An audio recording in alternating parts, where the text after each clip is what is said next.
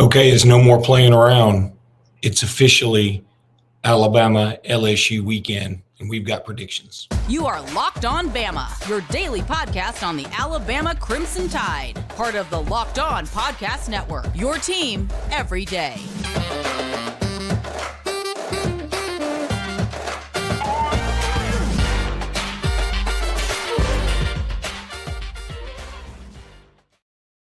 Hey, everybody, and welcome. Jimmy, if you can move over. Good Lord.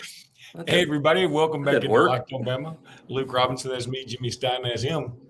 This episode is brought to you by Gametime. I'll tell you about Gametime in just a little bit. It's a big one, Jimmy. It's a monster. Game day's here. You know, look, we're going to get into predictions, but I got to throw this out there. Nate Bargatze is the guest picker for the game this weekend. And I'm going to tell you, I know it's gotten a lot of blowback. I understand that. I'm not saying I'm super smart for this. I'm not saying I'm not super smart for this. I've been loving Nate Bargatze for quite some time. He's a great comedian. I would highly recommend that everybody go check him out. Yes, would it be better if like Derrick Henry or Najee Harris or somebody like that, you know, who played last night and could maybe fly? Would that be cooler? Probably. Would that be more traditional? Maybe. But lately, I think Game Day has moved their pickers around a lot. And Bargatze is a Tennessee guy. He's not very political. He's very funny. He has a lot of great bits. I highly recommend you go check him out. He has a great bit about how his parents have this big fat cat. And he said people like always comment on how fat the cat is. He said, you know what? I told him, I said, I saw that cat jump from the floor to the top of the refrigerator. He said, that's like me jumping from the ground to the top of a school bus. If I did that, you wouldn't go, well, you could still lose a little bit. You know, you wouldn't do that. That's just funny stuff to me. But anyway, just give him a chance is all I'm saying. I know it's not like a super Bama homer. Like Jimmy Stein should be a guest picker. I'm with you. Right. But anyway. I would pick Alabama. I want to throw that out there. Yeah, you pick Alabama. All right, speaking of picking Alabama, Jimmy, because your pick is already out there on Al Gore's interwebs, you're on 3. I'm going to let you start by just explaining your pick. You go ahead and announce it because everybody probably already knows it anyway. Yeah, I have Alabama winning this game 34-28. A couple of Will Reichard field goals on top of 4 touchdowns. I think scoring 34 would be a really solid showing. Wouldn't be spectacular because, you know, we've seen Ole Miss put up 50 on LSU, and other teams have scored. LSU, as we know, has struggled on defense. But I think scoring 34 would be a really good performance. Holding them to 28 is actually a better performance. I mean, they're the number 1 offense in the country. They came in here in 2019 with an incredible offense led by Joe Burrow and an LSU team that won the national championship. I think this offense is every bit as good as their 2019 offense. Obviously, the team is not as good because the defense was so good in 2019. It's not now. But 34-28, I think it's going to be close. I think it might follow the script of previous Alabama games where Alabama gets behind a little bit, maybe doesn't start so great, maybe gives up a little too much early, but plays better as the day progresses. And what I'm excited to see, or what I'm hopeful to see, that I think we might, is Jalen Milroe sort of matching Jaden Daniels in the big play category. I'm not saying he's going to play as well or be as good. He's not as good. Who is? I mean, Jaden Daniels may be the best player in all of college football. But I do think in terms of making big plays that decide the game, Milroe will match him, and Alabama will win the game 34-28. Okay, I think that's a good score. I can get behind that. I'm going to tell you the truth. I've waffled on this. I mean, part of the reason I'm waffling on this is because I do believe in jinxes. I also know it's incredibly self-centered to think that my prediction would affect this game in the least little bit. However, I'm going to pick Alabama too. I'm going to say Alabama wins 35-31. I think it's going to be pretty high scoring. I think the over will hit. I think Alabama will cover, but it'll be a barely kind of thing. In fact, I think what will happen is Alabama may get up sort of a two-score thing the way LSU did in 2019, and then LSU's always chasing and Alabama always matches. That's kind of what I'm feeling on this game. I feel like Jalen Milroe is going to have a nice contest. I'm not going to say he's going to do 300, 100, but I'm going to say he's going to have 250 and I don't know, maybe 80 yards rushing and 3 total touchdowns, which I can certainly live with. It wouldn't shock me if it did come down to a field goal, though. And if it does, I feel very good about Alabama's chances. I know I'm picking a 4-point game, but I mean, again, I saw on one of the Alabama websites where they interviewed an LSU beat writer, and he was talking about, I'm going to pick LSU with a confidence level of 0. He said, I just don't like it. I don't know. And I think that's where everybody is on this because, look, it's funny. I went back and looked at a lot of picks from On 3, 24/7, whatever. And of course, all of them are Alabama. I looked on some picks for LSU site, all of them LSU. I looked on the pick for Auburn sites. Most of them are LSU, I think, just out of spite for Alabama. But all of them seem to be very close. Like nobody's saying this is going to be a blowout of any description. And I just think it's a great matchup. I think it's definitely the most fun matchup of the day in a great day of matchups where we're going to talk about some of these other predictions later on because there's some games that'll really affect Alabama. Assuming Alabama wins, these, Kansas State, Texas, things like that, Oklahoma State, those games are really going to affect Alabama's potential future in the college football playoffs. Right. What do you feel about the crowd? Do you feel like the crowd's going to be into this thing? Oh, yeah. Yeah. I think, one thing about Alabama's crowd, good or bad, they're not going to make it a noisy, raucous thing for 3 hours. That's just not an Alabama thing that I'm accustomed to or have seen. But what they will do is give it a good start. I think it'll be noisy at the start, and then it'll be sort of quiet. And then when things go well, it's going to be crazy loud. It's just not a sustainable thing at Bryant-Denny for whatever reason. But I do think playing at night, it's going to be louder, frankly, because people will get juiced more during the day. And, I think it's going to be sort of a crazy, solid, good environment. It needs to be. It's the last one at home. Now, I know Alabama plays Chattanooga, but an 11 o'clock game against Chattanooga, it's going to be quiet in there. But that's fine. It's a nice reverential senior day that they'll have. But no, it's going to be crazy. It's going to be what SEC football is all about. It's going to be the last CBS broadcast of Alabama LSU. Read a great article last night by Ross Dellinger, one of the great college football writers in the country. Ross had a great send-off. It's kind of a story about how the SEC and CBS negotiations broke down and the SEC ended up with ESPN. Really weird story. And it had some ups and downs. So really, I encourage everyone to read it. But I will miss CBS. Nick Saban said last night he would. CBS really helped make the SEC what it is. Before the CBS started, the SEC on CBS, the SEC wasn't having a ton of national success, but CBS sort of helped make the SEC what it is today, which is the premier brand in all of college football. And, people don't have strong feelings, positive, strong feelings about Gary Danielson, but he is a pro. He's a pro, and his voice alongside Vern Lundquist and Brad Nessler now have helped grow the SEC into what it is. I'm going to tell you some of my most favorite moments ever are going to be CBS called moments. And I know that everybody thinks Gary Danielson hates their squad. And for whatever reason, a lot of people hate Vern Lundquist. I loved Vern Lundquist. He was the drunk uncle at Thanksgiving that came over and talked football and mispronounced cousins and, was maybe at times slightly politically incorrect for whatever reason. But you also knew, hey, look, this dude's he's just a little older. He came from a different generation. I was okay with him. And I loved,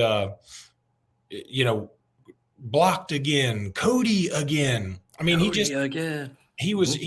I thought he was very good. And Gary Danielson, you want to call him pompous, whatever. I mean, people probably call you and me pompous. I mean, this, And I'm sitting here telling people about BetterHelp because I'm on depression medication. So yeah, I'm super pompous. Anywho, Jimmy, when we come back, That's Jimmy, that's what they call me on the TMZ sites. When we come back, celebrity gossip. When we come back, we're going to talk about some potential player performances, what we think that various players will do.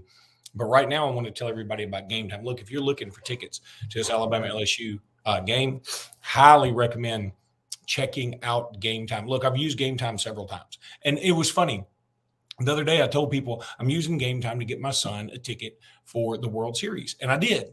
And somebody said, because I'm going to tell everybody about how to get $20 off. They were like, oh, $20 off $1,000. That would help. It wasn't $1,000. See, that's the beauty of Gametime. Yes, it was a standing room only ticket. I'll be honest with you. But he got the ticket for about $250 to the World Series, and I got $20 off. How in the world am I supposed to beat that? And this is, just an experience for my son to go and check it out. He happens to be going to Arizona State. The game was in Phoenix, the Diamondbacks, and Gametime helped my son go to see the World Series. And I mean, it's something he'll never, ever, ever forget. I've never done it, and I've gone to a lot of different sporting venues. And so, I mean, I'm happy for him, and I'm happy that Gametime was able to make this affordable for us. We needed Gametime. I'm telling you, go check it out. Don't be jokey about this. Go check out Gametime. You will love it. Use code LOCKEDONCollege for $20 off. And again, when you're only paying about $200, 10% off can really help. Download the Gametime app, create an account, and use code LOCKEDONCollege for $20 off your first purchase. Terms do apply. Again, create an account and redeem code LOCKEDONCollege for $20 off. Download Gametime today. Last minute tickets, lowest prices guaranteed. And again, I'm telling you, I used it for the Dolphins game, loved it. Used it for the Alabama-Tennessee game, loved it. I'm going to use it for Alabama-Kentucky. I'm going to Alabama-Kentucky next week. I'm going to use it then. I'm going to love it then. Used it for the World Series. I'm going to keep using it because Gametime is the right time. Gametime. That's also something I just made up. I mean, I may get a call from Gametime like, no, don't ever say don't do that. Please don't ever do that again. Don't I like it. And I'll remember it. When it comes time to play with the app, it's in my head every single time. Gametime.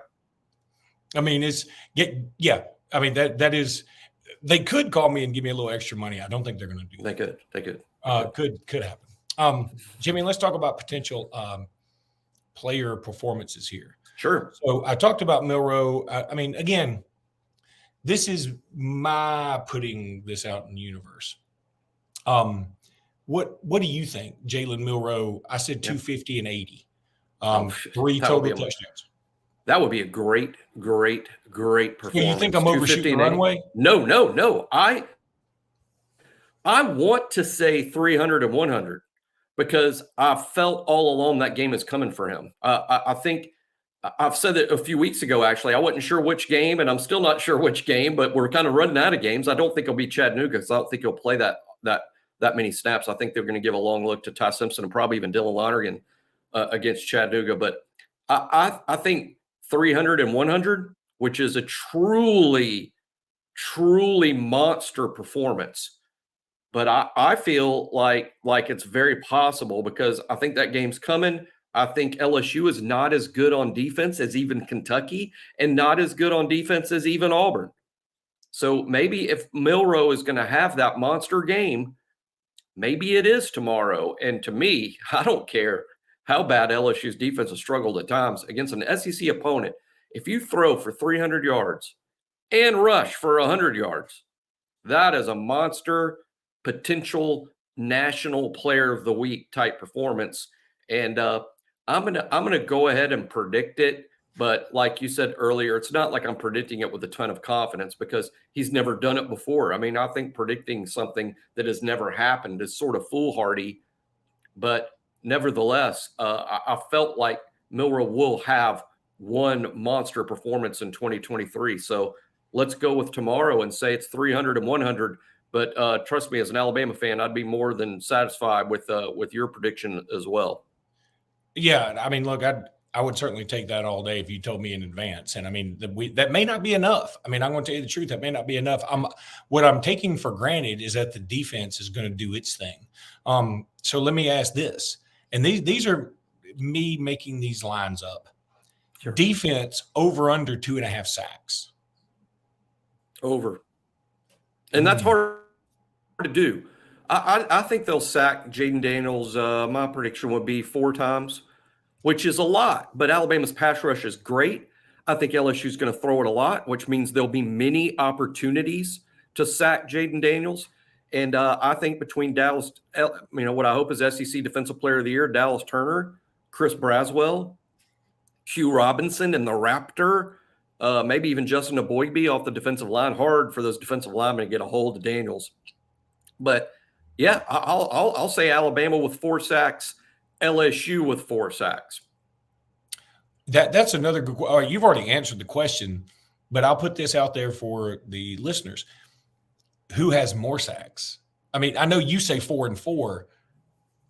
Boy, I'm certainly leaning LSU has more sacks, even though their defense is worse than our defense. I would say Jaden Daniels has better pocket awareness.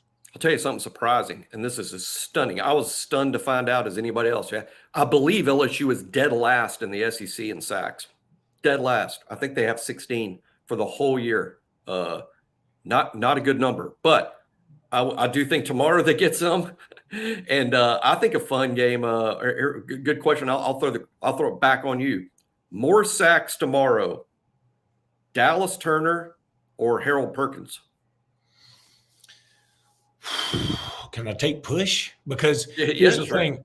Here's the thing. I think Perkins is also, somebody brought this up. This isn't a bad thing to say. I mean, Harold Perkins is awesome. We all agree. But if Harold Perkins hadn't been such an all-star, awesome player against Arkansas last year, would we look at him in the same light? He had a game of the ages. For the ages. He did. I would say he sort of created a national reputation in that one game that he hasn't really lived up to since, although LSU made the mistake, in my opinion, of changing how they use him. And I think that's one of the many reasons LSU's defense has been disappointing. But they're not idiots, and they're going to see the struggles that Alabama's had at left tackle. And I am 100% convinced that at some points in the game, they're going to line up Harold Perkins straight up on number 74, and they're going to try to win that matchup, Perkins on Proctor. They would be stupid not to, and I don't believe they're stupid. So we're going to see it. And hey, I'm not picking on Proctor. I'm just saying I would do that if I was LSU, and I think Proctor would do it if he was LSU. They want to test Proctor against probably the best downhill pass rusher in the league, although LSU stupidly doesn't use him like that all the time. They just kind of move him around. They use him inside.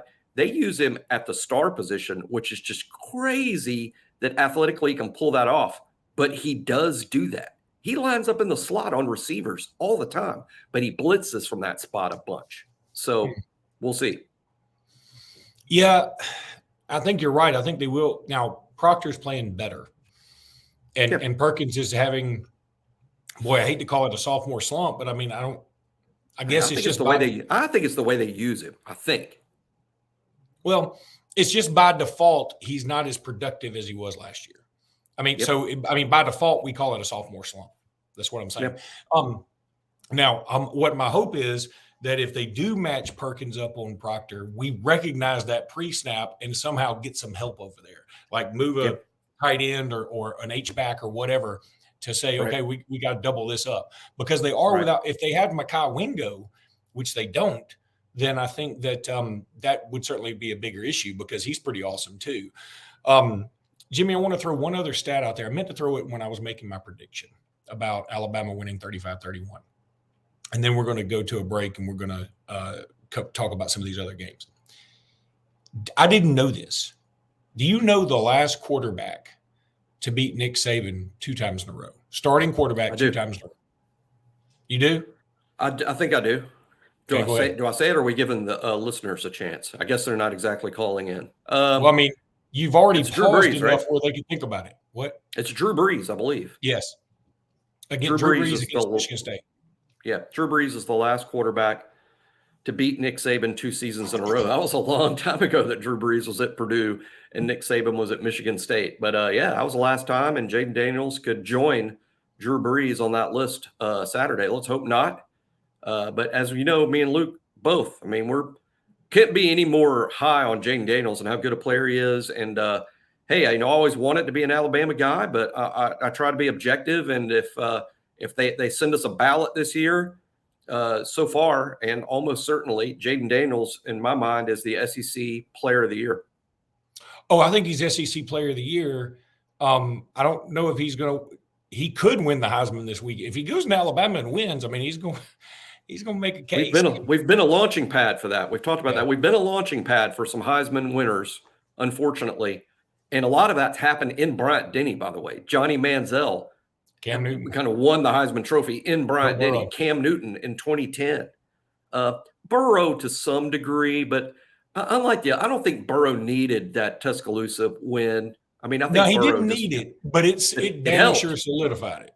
It helped, and I think I'm missing somebody. But on the same hand, let's also say that in 2015, LSU 2015 came to Tuscaloosa with the Heisman leader, running back Leonard Fournette, and Alabama's defense held him, I believe, to 34 yards or 32 yards and destroyed his Heisman chances. And at the same time, then replaced Fournette as the leading Heisman candidate with its own Derrick Henry. So it has Bryant-Denny has also been the place where some Heismans have come to die. And let's hope that is what happens with Jaden Daniels tomorrow night. And I mean, frankly, maybe Dak Prescott, his Heisman campaign went to the had Mississippi State beaten Alabama that year. I think Dak Prescott might have. He certainly would have been in New York. Yep. Okay. When we come back, we're going to run down very quickly some of the other games, especially those that affect Alabama going forward, assuming Alabama wins like we predicted.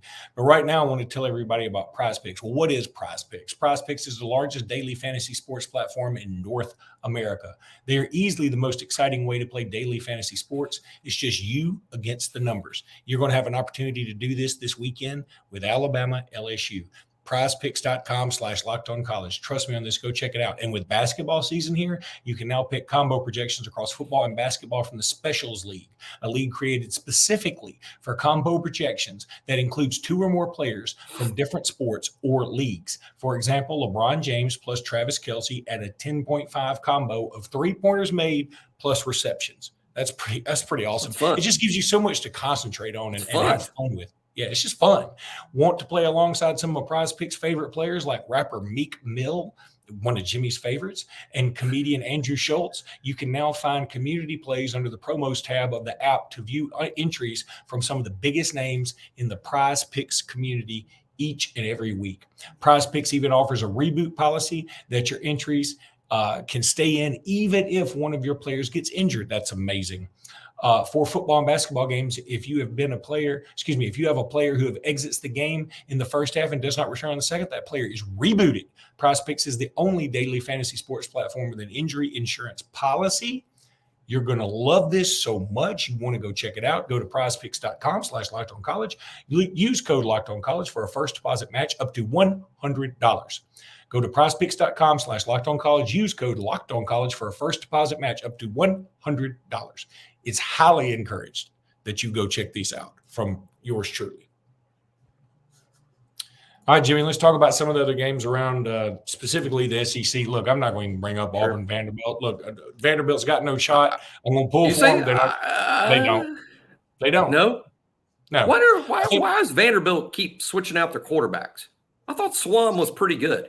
Clark Lee's doing this again. Why did Auburn for so long? I guess, but no, Auburn's a better team than Vanderbilt, and they should win the game, and they're big favorites.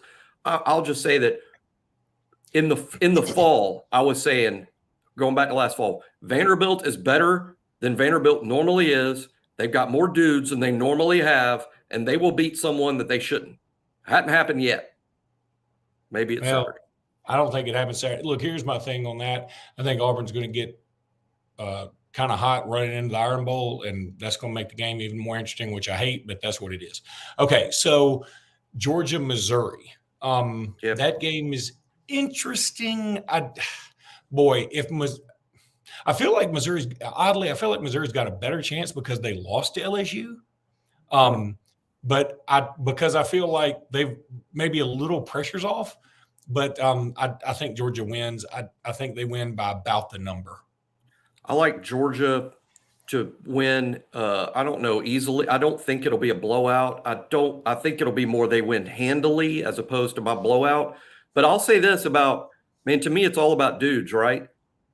Missouri doesn't have 22 dudes like Georgia does, but Brady Cook, the quarterback, and Luther Burden at wide receiver, they're absolutely legitimate dudes. And I do think Missouri will have their successes against Georgia because they do have a handful of guys that are absolutely as good as what Georgia's got. So I can see them hanging in there, but Georgia's going to win this game.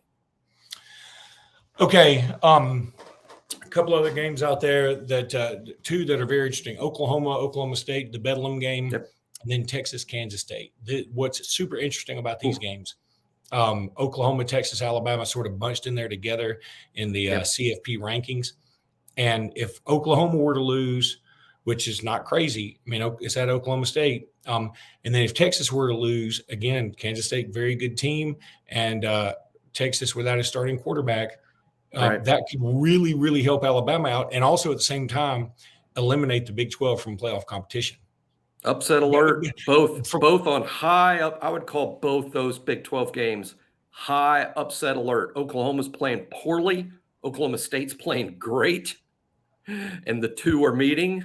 And Kansas State also playing really well finally, and Texas without Quinn Ewers in this game. So I'm going to say Oklahoma in a close one, Texas in a close one, but I say high upset alert in those two.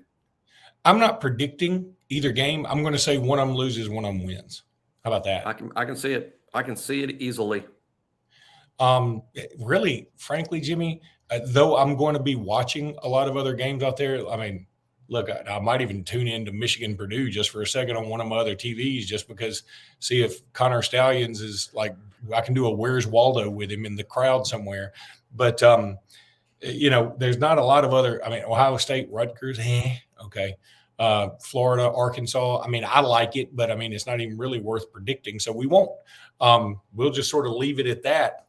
And the Alabama LSU is the thing, y'all. And it's going to be a ton of fun. Can't wait for it. Jimmy, you'll be there, I know, right?